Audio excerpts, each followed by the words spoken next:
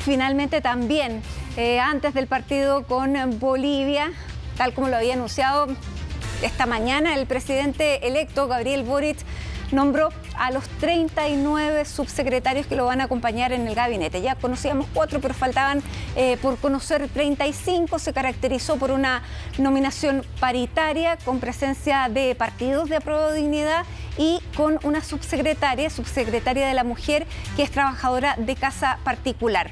Se restablecen los equilibrios que finalmente habían sido bastante cuestionados en Apruebo Dignidad, y vamos a analizar y conversar de estas nominaciones junto a Marco Moreno. Marco, ¿cómo estás? Hola Matilde, ¿cómo estás? Muchas gracias. Bien, bueno, ya serán los últimos nombramientos que analizaremos antes de que asuma, o todavía tú crees que puede nombrar a los delegados presidenciales. Bueno, faltan los delegados mucho. presidenciales, Sí. Faltan los SEREMI, 194 secretarias regionales ministeriales, jefes de servicio, que entran en una negociación fundamentalmente con los parlamentarios, ¿no? Más que con los partidos, porque los parlamentarios empiezan, ¿no es cierto?, a solicitar, bueno, cómo va a estar la representación en mi región, en mi distrito, y por lo tanto esa negociación que viene ahora es con fundamentalmente los parlamentarios. Y esto todavía tiene importancia porque sabemos que este gobierno y su presidente no tienen mayoría en el Congreso, por lo tanto guardar los equilibrios en el Congreso va a ser también una labor bien importante en relación a esta distribución como te decía, de los cargos importantes, especialmente en la región, en el territorio. Uh-huh. Y con el nombre, bueno, es un tremendo trabajo porque son muchos nombres. Son muchos nombres para un gobierno de estas características, pero ¿cómo viste que quedó conformado el gabinete ya con el nombramiento de estos 39 subsecretarios, donde se notó que la voz de reclamo de los partidos pareciera haber sido escuchada? Sí, se mandó una señal, creo yo, bien potente en el sentido de que el eje del gobierno será la coalición con la cual Gabriel Boric llegó a la presidencia de la República, Apruebo Dignidad, ¿no? Porque veíamos que en el Poder Ejecutivo están cohabitando dos coaliciones, Apruebo Dignidad y Socialismo Democrático, como se le llama hoy día, que son el PPD, el Partido Radical, el PS, ¿no es cierto?, los liberales, que tuvieron cartera o tienen carteras a su cargo. Ahora se trató de recomponer los equilibrios, ¿no? Revolución Democrática tiene 8 subsecretarías, ¿no? Convergencia Social, el partido del presidente, 6, y el Partido Comunista 6 más. Por lo tanto, el eje de los subsecretarias está justamente alineado con esta señal de que quien va a gobernar es Apruebo Dignidad, como la coalición que efectivamente, ¿no es cierto?, conquistó el poder llegando a la moneda con Gabriel Boric. De nombres, porque el Partido Comunista, tú decías, quedó con 6 subsecretarios, pero fueron subsecretarios en carteras muy importantes: economía, educación, energía, subsecretario de Fuerzas Armadas, justicia, seguridad pública, defensa, hasta justicia, luego son PPD. No son menores. No, son importantes. Por ejemplo, simbólicamente, ¿no es cierto?, que en el Ministerio de Defensa hay una ministra socialista, nieta de Salvador Allende, y un subsecretario comunista, ¿no? De Fuerzas Armadas. Fuerzas Armadas, claro. Es de alguna manera un hecho simbólico también, ¿no es cierto?, que vayan a ocupar posiciones en las carteras que tú señalabas, que son clave e importantes, porque varios de los problemas que hay que enfrentar hoy día en el país tienen que ver con esas carteras, y por lo tanto creo que también fue un intento de recomponer, como te decía, la pérdida que había hecho el Partido Comunista y Revolución Democrática en la nominación de las ministras y los ministros. Vamos con nombres, pero para no salir de defensa, ¿qué te pareció el nombramiento de Fernando Ayala del PPD en defensa? Porque además representa varias otras cosas. Es parte de la concertación propiamente tal. Fue embajador, tuvo cargos importantes. ¿Cómo lo ves? Porque además queda un PPD, una PS y un Partido Comunista. Sí, y además una persona muy del entorno del bacheletismo, ¿no? Recordemos que él fue embajador de la presidenta Michelle Bachelet en su segundo periodo en Portugal, pero en el primer gobierno de Michelle Bachelet había ocupado un cargo muy importante en la Roma. Cancillería. Y además fue embajador en Roma. Exactamente, embajador en Roma. Entonces, de alguna manera es una señal, pero no muy significativa, porque son 2 subsecretarios, como tú decías, los que el PPD logra instalar, junto con él Eduardo Vergara en la Subsecretaría de Prevención del Delito. Que justamente es de todo el Ministerio del Interior el que más experiencia tiene en materia de seguridad pública. Él tiene una trayectoria en eso. ¿Cómo ves la conformación del Ministerio del Interior con el subsecretario Manuel Monsalve Monsalve y Eduardo Vergara en seguridad pública. ¿Están las competencias, las experiencias necesarias? A Manuel Monsalve lo hemos visto que su rol en la Araucanía, como diputado de la Araucanía, hace sus credenciales aptas para este cargo. Sí, y además tiene este requisito que tú decías que es muy importante, que es parlamentario, que conoce muy bien cómo funciona el Parlamento. Recordemos, lo decíamos antes, que este gobierno no tiene mayoría, ¿no? Y por lo tanto, fíjate tú que el presidente es parlamentario, Gabriel Boric, el ministro de la Presidencia es parlamentario, la vocera es parlamentaria y el subsecretario del Interior son parlamentarios, y eso creo yo que es indicativo de que va a haber un trabajo muy fuerte con el Parlamento, ¿no? De alguna manera es un gabinete que está un poco parlamentarizado en el sentido que hay gente con mucha experiencia. La experiencia de saber dónde se conversa con los parlamentarios, en el café, en el ascensor, en el patio esa lógica es muy importante para conseguir apoyos, conseguir acuerdos que este gobierno lo necesita. Además, en el caso de Eduardo Vergara, como tú decías, reúne las competencias técnicas en un tema que es bien sensible, ¿no? Como es el tema del tráfico, el tema, ¿no es cierto?, del crimen organizado, que son cuestiones que también la Subsecretaría de Prevención del Delito va a tener que hacerse cargo, porque es un tema que está creciendo en el país, a pesar de que no lo vemos. Y justamente lo estamos viendo ahora en Iquique, con problemas de delincuencia, migratorio. ¿Cómo ves que va a tener que asumir esa tarea el gobierno? Porque el ministro del Interior ha tratado estos últimos 2 días de responsabilizar también a la actual oposición, incluso al presidente electo, por negarse en el Congreso a aprobar determinadas herramientas. Sí, yo creo que por ahora lo que están haciendo es tratar de tener un diseño que todavía no está muy claro, por eso que no han tomado posición respecto al problema y han dicho que esto lo debe resolver el gobierno, que es quien tiene facultades. Sabemos que este es el gobierno que tiene las facultades porque está gobernando, pero mucha gente hubiera esperado también que quienes van a asumir el poder el 11 de marzo tuvieran alguna claridad. Yo creo que están en ese proceso, están diseñando una estrategia, probablemente no quieren desgastarla y quemarla ahora dándola a conocer, y por lo tanto van a esperar colocar todo su capital político, pero a partir del 11 de marzo, no antes, porque efectivamente, ¿no es cierto?, eso podría significar una erosión, un detrimento, digamos, a esa estrategia que el gobierno quiere impulsar a partir del 11 de marzo con mucha fuerza. Claro, o salir a responder temas que todavía no son parte de la responsabilidad del futuro gobierno. Claro, pero uno piensa que es evidente que no es responsabilidad del futuro gobierno, pero sí uno esperaría que se dijera, bueno, vamos a hacer esto, ¿no? Vamos a enfrentarlo de esta manera cuando sumamos.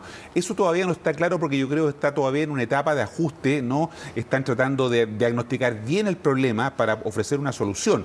Lo que hemos tenido hasta ahora son soluciones, pero no hacernos cargo del problema. Lo que dice el ministro Delgado del Interior hoy día en Iquique, vamos a deportar a los que incumplan, ¿no es cierto?, y hayan cometido delitos. Bueno, pero eso no es resolver el problema, ¿no es cierto? Eso es ofrecer una solución, pero no está resolviendo el problema de fondo, que es la crisis migratoria y de orden público que hay en la región de Arica, Parinacota, Tarapacá y Antofagasta, ¿no? Que es toda la macrozona norte del país que está afectada por este tema. Y que tampoco se resuelve con tener la ley, porque el flujo migratorio no depende de la ley, sino que de lo que está pasando fuera. O con hacer una zanja, ¿no? Es el típico caso de políticas públicas en donde se trata de ofrecer soluciones simples a problemas complejos. Una zanja no te resuelve el problema, deportar no te resuelve el problema, porque son otros los elementos que hay que tener en cuenta. Probablemente el gobierno está preparando el gobierno que va a asumir una batería de respuestas en función de un buen diagnóstico del problema, que yo veo que lamentablemente el gobierno que está saliendo nunca lo tuvo, y por eso que improvisó, ensayo y error, que no logró resolver entonces el problema. Pero tenía grandes promesas, por ejemplo, el ordenar la casa. Claro, una de la principal promesa con la que ganó Sebastián Piñera hace 4 años era orden y progreso.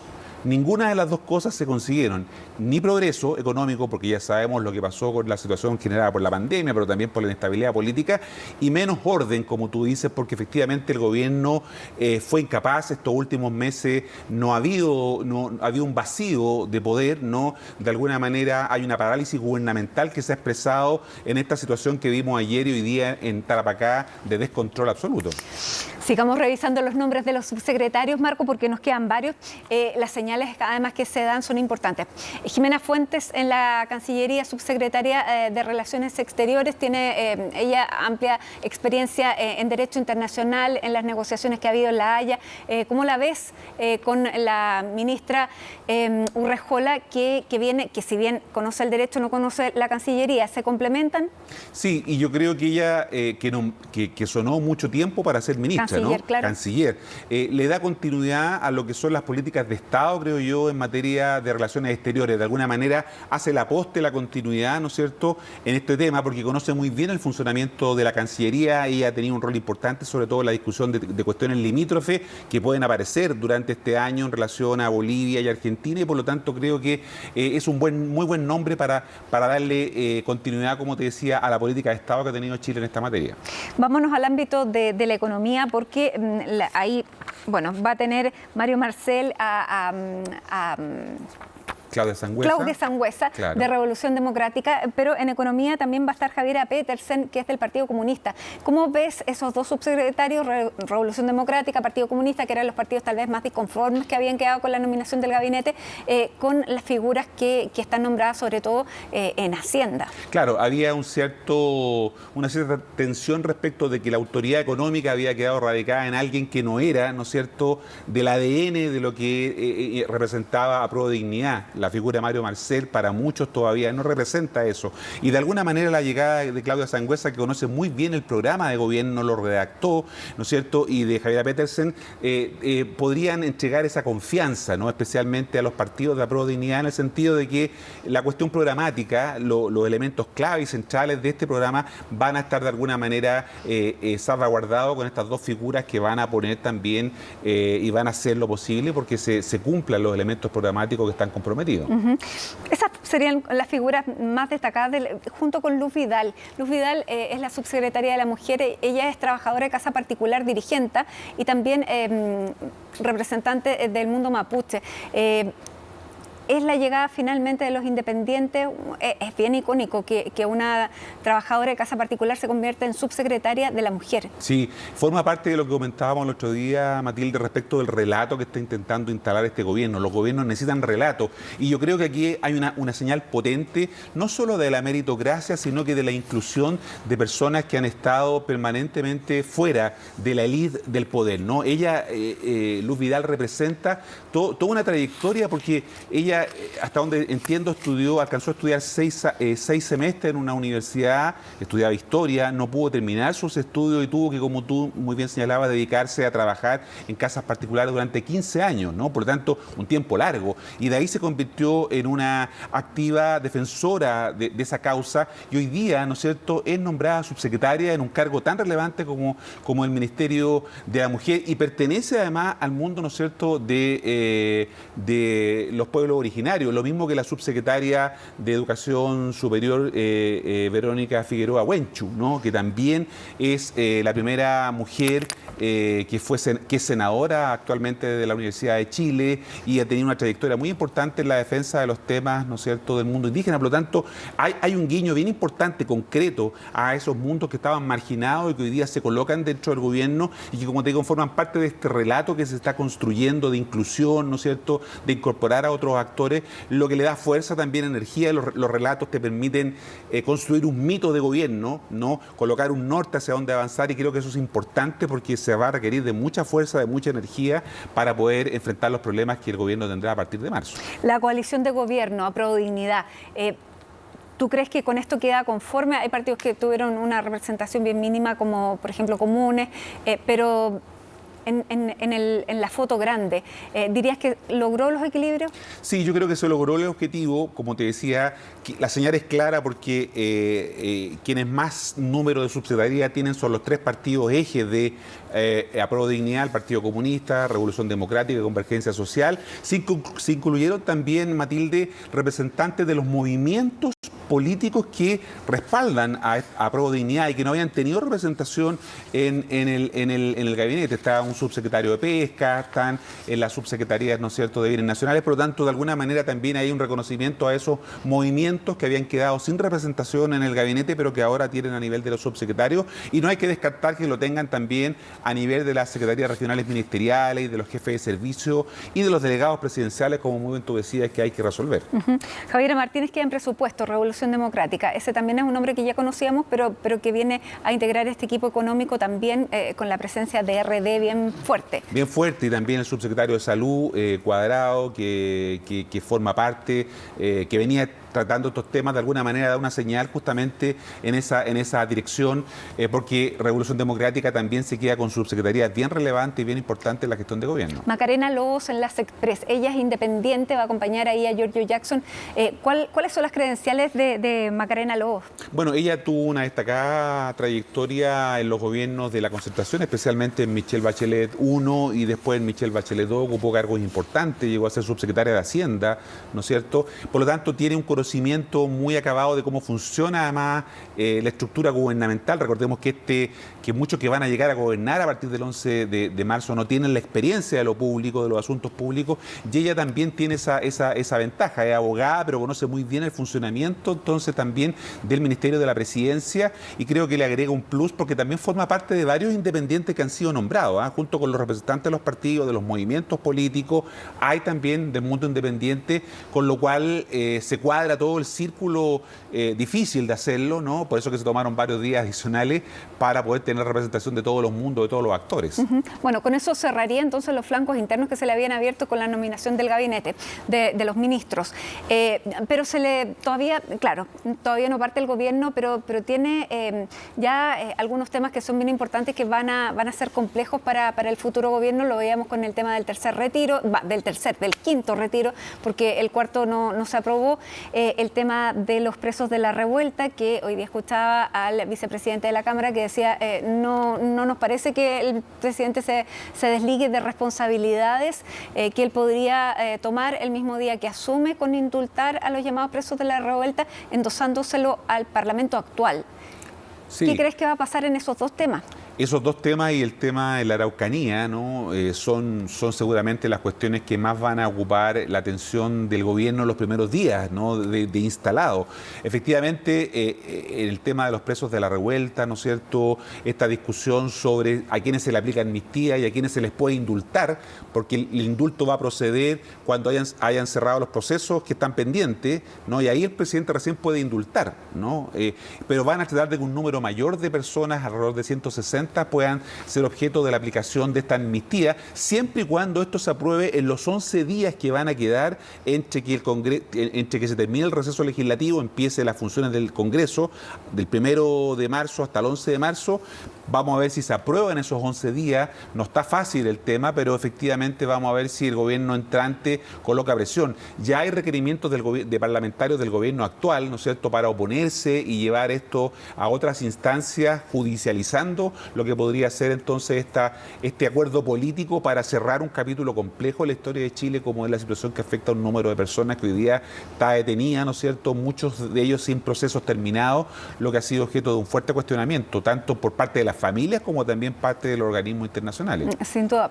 Bueno, llama la atención que después de más de 2 años todavía no hay una respuesta en esa materia. O sea, no es justo para nadie en estas condiciones o en otras, porque también el tema de la prisión preventiva tiene muchas personas encarceladas hoy por distintos tipos de delitos, porque básicamente no se ha llegado a término de los procesos por el sistema de justicia que está recargado. En fin, bueno, hay muchísimas causas. Pero ¿tú crees que si el futuro presidente es el que toma la decisión de dar el indulto, se convertiría en una mala señal? Bueno, aquí el presidente tiene que evaluar cuál es el costo mayor de una decisión, ¿no? Si efectivamente él logra generar con esa decisión generar condiciones de gobernabilidad, porque ¿qué pasaría si no cierra adecuadamente el tema? Podría partir su gobierno con una situación de inestabilidad, porque esto generaría una presión social, no sabemos de qué dimensiones, pero podría generar estabilidad al comienzo de su mandato, lo cual no es bueno, porque recordemos que además está el proceso constituyente corriendo en paralelo. Le van a quedar 6 meses a este gobierno antes del plebiscito, al gobierno que va a asumir, quiero decir, van a tener 6 meses para demostrar su trabajo antes de la primera prueba, primer test, que es el plebiscito de salida, que probablemente sea entre septiembre y octubre de este año, ¿no? Por lo tanto, de alguna manera, el presidente tiene que ponderar muy bien si esta decisión sirve para los objetivos de establecer la paz social y con eso descomprimir la presión política y darle posibilidad a que su gobierno pueda desplegarse, o mantiene el problema encapsulado, generando con ello una situación de inestabilidad y de presión que va a permanentemente estar afectando la gestión de su administración. ¿Tú crees que se ha entendido en la ciudadanía? Porque eso también es importante para la gestión, explicarlo. ¿Que esto constituye un problema social? Yo creo que no suficientemente. Yo creo que el problema pareciera estar encapsulado en la situación que afecta a estas personas y a su familia, pero creo que el efecto de eso es mayor, ¿no? Y no se ha instalado bien porque no se ha comunicado adecuadamente bien, no se ha construido apoyo y legitimidad para esta decisión, ¿no? Y ha quedado como radicada en un tema que afecta a un grupo de personas. Pero yo creo que si no se resuelve, ¿no? Buscando la paz social, como te decía, va a ser bien difícil para el gobierno en los primeros meses, porque va a tener esa situación permanentemente afectando, interviniendo en las decisiones que pueda tomar el gobierno. ¿Tiene legitimidad social? Aparentemente, por lo que muestran las encuestas, yo diría que sí, ¿no? En lo que conocemos de la opinión pública encuestada, aparentemente resolver el problema tiene legitimidad. Hay algunas situaciones, como lo ha dicho el propio presidente electo, que tendrán que ser calificadas como delitos, y por lo tanto condenadas y tratadas como tal. Pero hay otras que, evidentemente, ¿no es cierto?, deben ser objeto de una medida que permita resolver el problema de fondo. Tú tocabas algo bien importante, que es el tema de la convención. Este es un mes clave para la convención y para el futuro que se está construyendo la convención, porque hay algunos constituyentes que están preocupados y dicen, notamos que cada vez la opción rechazo deja de ser algo tan lejano. Otros dicen, no nos apuremos porque todavía no se ha resuelto nada, no hay que desinformar porque las votaciones que se han producido hasta ahora no han sido del Pleno, sino que han sido votaciones en cada una de las comisiones que pueden luego cambiar. Pero, ¿cómo va el relato y la discusión hasta ahora? Bueno, efectivamente hay un intento de mostrar que se están imponiendo posiciones maximalistas, ¿no? Especialmente en lo que han resuelto algunas comisiones, ¿no? Como la que pasó con el del sistema político, como la que pasó hoy día con el tema de medio ambiente referido al tema de los derechos mineros, ¿no? Que han tomado decisiones que son todavía en una etapa muy preliminar, porque de repente eso creo que no se ha comunicado bien por parte de la propia convención. Es decir, esta es una etapa preliminar donde estas consideraciones tienen que pasar a otras instancias, a una de armonización, incluso a la votación en el Pleno, que es donde se requieren los 2/3, y ese es un dispositivo muy importante efectivamente para poner un cierto orden, ¿no? Y como tú decías, alejar un poco la idea de la posibilidad del rechazo, que está ahí, ¿no? Es una opción, y por lo tanto, si los convencionales no entienden adecuadamente esto y no comunican bien lo que está ocurriendo, va a ser bien difícil que estas posiciones maximalistas puedan ir avanzando. Esta aprobación del sistema unicameral, ¿no es cierto?, es complicada porque se acaba de aprobar también dentro de las iniciativas populares, con más de 25.000 personas que apoyaron, otra que plantea el bicameralismo. Por lo tanto, eso va a tener que ser discutido. Hoy día la propia presidenta de esta comisión, Rosa Catrileo, decía, no nos adelantemos, esto está recién empezando, y trataba de colocar paño frío, porque la discusión se ha ido llevando por un camino, ¿no es cierto?, en donde pareciera que esto está resuelto y no es así, ¿no? Y por lo tanto es un trabajo de la propia convención construirle apoyo y legitimidad al proceso, que ahora se acelera, porque de aquí al 4 de julio, ¿no es cierto?, estamos hablando de 6 meses, ¿no?, en donde van a tener que aprobarse y redactarse los textos que van a ser sometidos después a un plebiscito de salida. Y esto tiene que ver con que vicepresidente y presidenta no pertenezcan a partidos políticos, porque en los partidos políticos están las cajas de resonancia que pueden duplicar o multiplicar el mensaje, porque ellos individualmente en entrevistas han sido bastante claros en dar este mensaje, que no está nada todavía escrito, que las conversaciones siguen, han explicado cómo cómo son los procedimientos, qué pasa cuando una norma se aprueba en una, pero la misma materia queda distinta en otra, cómo se van a armonizar los textos, pero no hay partidos políticos o políticos que repliquen eso. Sin embargo, en la voz de los que están rechazando, hay muchas voces que están en la misma sintonía. Sí, efectivamente, esta dupla Quintero-Domínguez, ¿no? De alguna manera está tratando de construir esto que decíamos, que es apoyo y legitimidad para los 6 meses que quedan del proceso. La otra dupla, Loncón-Baza, instaló, digamos, y logró llegar a un reglamento, quizás un poco largo el tiempo, pero era lo necesario para poder tener un reglamento que permitiera funcionar. Y efectivamente, yo creo que aquí hay una responsabilidad muy importante de lo que se llama al interior de la convención los colectivos, ¿no? Porque hay un colectivo del apruebo, hay un colectivo del Frente Amplio, otro de los socialistas, de los independientes no neutrales, de lo que era la lista del pueblo, ¿no? Entonces, esos colectivos hoy día tienen una gran responsabilidad, y que es ponerle de alguna manera un poco más de racionalidad al proceso para evitar, ¿no es cierto?, que las posiciones maximalistas se impongan y con eso no afecten, digamos, de manera importante la imagen de la convención. Hoy día la convención sigue teniendo apoyo de la ciudadanía, pero, ¿no es cierto?, en la medida que no se informe adecuadamente, que no se comunique adecuadamente lo que está pasando, por ejemplo, con estas dos decisiones que comentábamos recién, la de la Comisión de Medio Ambiente y la de la Comisión de Sistema Político, evidentemente se genera una distorsión, ¿no es cierto?, una situación de que la ciudadanía no entiende claramente qué es lo que se está haciendo al interior, y eso puede amenazar, puede ser un elemento que erosione la base de legitimidad y de apoyo que hoy día tiene la convención. Por lo tanto, es una responsabilidad política de estos colectivos, ¿no? Ponerse ahora en función de estos lineamientos que me parece que van en la línea correcta que está dando la actual mesa directiva conformada por Quintero y Domínguez. Y que ellos están muy preocupados también porque se cumplan los plazos. Se han explicado todos los cronogramas, sin embargo, claro, el día 4 se termina por disolver esta convención de acuerdo a lo que ha sido diseñado, pero ¿qué pasaría si efectivamente no se alcanza ese plazo? Se hablaron de muchos plazos, pero ¿parecería razonable poder extenderlo un par de meses más? Bueno, yo he escuchado de parte de varios de los convencionales que en marzo van a evaluar en función de lo que ellos llaman la evidencia, ¿no? De cuánto es lo que se ha avanzado con el dato duro de en cuáles temas se ha logrado acuerdo, cuáles necesitan más trabajo, y en función de eso, ¿no?, podrían hacer algún planteamiento si es que hay acuerdo de prolongar o no el trabajo de la convención. Algunos dicen que la derecha quiere evitar eso porque hoy día, como el presidente Gabriel Boric tiene una alta popularidad, podría transmitirle esa popularidad a lo que está haciendo la convención y aprobarse fácilmente el texto que se proponga. Y otros dicen que mejor esperar, porque en la medida que se desgaste el apoyo del presidente, eso puede ser también un freno para lo que se está haciendo en la convención. Entonces ahí hay un tira y afloja que se va a resolver en marzo. A juzgar por la conformación del Parlamento que asume el 11 de marzo, uno podría pensar en que no hay muchas condiciones para prolongar el trabajo. Se ha hablado de 3 meses, ¿no?, de la convención, a juzgar por las correlaciones de fuerza, ¿no? Pero evidentemente vamos a ver si efectivamente, como lo han dicho los convencionales, el nivel de avance en marzo, el 30 de marzo, es muy poco o es razonablemente posible llegar al 4 de julio como para que puedan pedir una extensión del plazo que creo que no debería ser más allá de 3 meses como han planteado algunos expertos. Porque ahora el próximo 15 de febrero ya se comienza a votar en el Pleno. Exacto. Y ahí hay muchísimas cosas que tienen que pasar. Uno es la cantidad de normas que tienen que aprobarse, pero además cuando se devuelvan a las comisiones de origen, porque probablemente no van a alcanzar los 2/3 con las que deben ser aprobadas.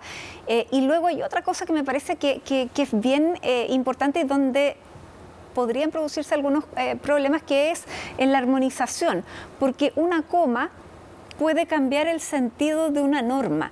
Por lo tanto, ahí las personas que vayan a redactar pudieran, no queriendo, generar cambios que no van a ser aprobados. Sí, son dos momentos muy interesantes lo que tú estás señalando, y es bueno hacer esa pedagogía ciudadana para que los telespectadores lo entiendan de esa manera. Justamente la discusión, cuando no se llega a acuerdo en las comisiones, ¿no?, deben pasar al Pleno en aquellos temas que no hay acuerdo. En los que hay acuerdo se supone que en el Pleno se va a ser ratificado, pero se deben aprobar por 2/3, ¿no es cierto?, de los votos. 93 me parece que son los que se requieren, ¿no? Y hoy día ninguna fuerza tiene los 93 votos por sí sola, ninguno, ¿no? Por lo tanto va a requerir de un entendimiento. Y evidentemente después de eso viene esto que tú llamas muy correctamente la armonización, o sea, hay una redacción que se tiene que hacer del texto y efectivamente podría, ¿no es cierto?, quedar algo por ahí, no es descartable del todo, ¿no es cierto?, que pueda quedar algo mal redactado.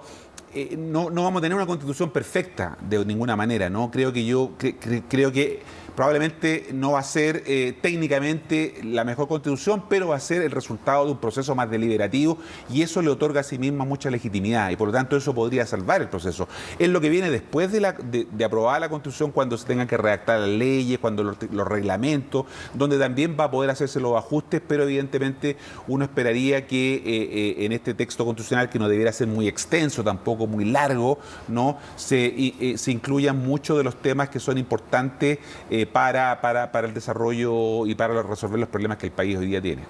Marco, se nos acaba el tiempo, pero palabras al cierre, nos queda muy poco, te quiero aprovechar aquí al máximo. Palabras para el gobierno del presidente Sebastián Piñera. ¿Cómo se está despidiendo? ¿Va a lograr dejar algún legado? Yo creo que lamentablemente no. El gobierno fue derrotado políticamente después del estallido social. Creo que no logró reponerse nunca de eso. Perdió la elección, ¿no es cierto?, presidencial y en cierta manera, desde que perdió la elección, incluso antes, comenzó una parálisis gubernamental, ¿no?, que ha hecho que el gobierno hoy día no exista, ¿no? El canciller nadie sabe dónde está, se dice que está fuera de Chile, el presidente se fue de vacaciones y por lo tanto, ¿qué legado puede haber de eso? Salvo el éxito en el plan de vacunación que todo el mundo reconoce, no creo que haya muchas más cosas que rescatar, lamentablemente, ¿no es cierto?, un gobierno que vivió lo que le tocó vivir con el estallido social y la pandemia. Buena parte de su mandato, los 4 años, se lo llevó esos dos fenómenos, pero evidentemente no lo está terminando de la mejor manera porque podría haberse un hecho esfuerzo de terminarlo mejor y eso tampoco se hizo. Muy bien, Marco Moreno, muchísimas gracias por estar con nosotros aquí en Última Mirada, analizando lo que pudiera ser el último hito antes de estas vacaciones y de retomar ya a fin de mes, a fin de este mes de febrero, ya el inicio de los preparativos para la instalación del nuevo gobierno. Muchísimas gracias, buenas noches. Gracias, Matilde. Yo me llevo mi café porque...